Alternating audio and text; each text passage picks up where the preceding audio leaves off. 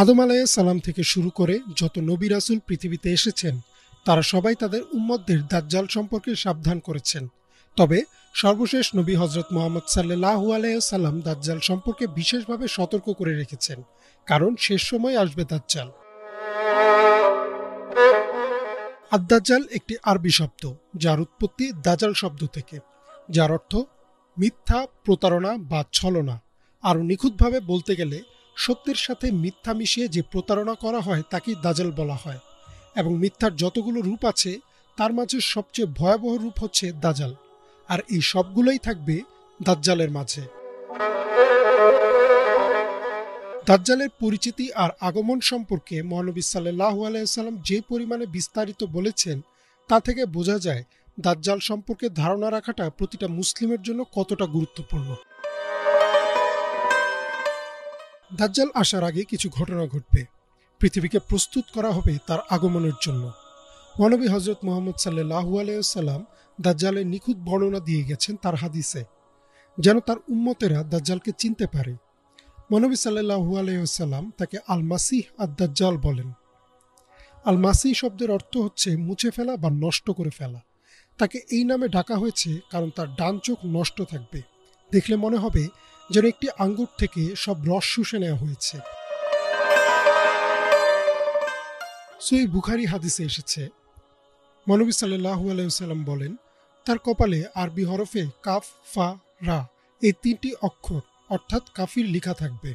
প্রতিটি মুসলিম, শিক্ষিত বা অশিক্ষিত, সবাই তা স্পষ্টভাবে পড়তে পারবে।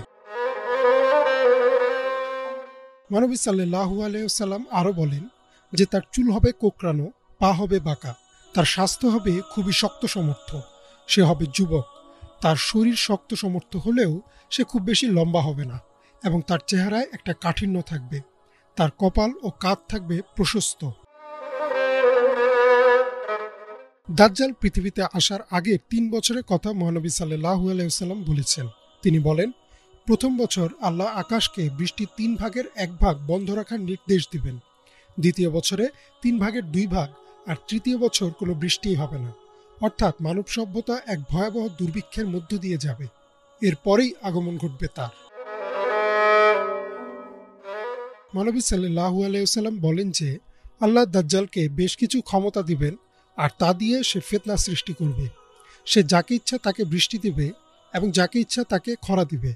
ফলে দেখা যাবে যারা তাকে অনুসরণ করছে তাদের খাদ্যের অভাব হবে না, আর যারা তার পক্ষে নেই তাদের হবে প্রচুর খাদ্যের অভাব। মহানবী সাল্লাল্লাহু আলাইহি ওয়াসাল্লাম আরও বলেন, সে পুরো পৃথিবী ভ্রমণ করবে, প্রতিটা গ্রাম, প্রতিটা শহরে যাবে আর ফিতনা সৃষ্টি করবে।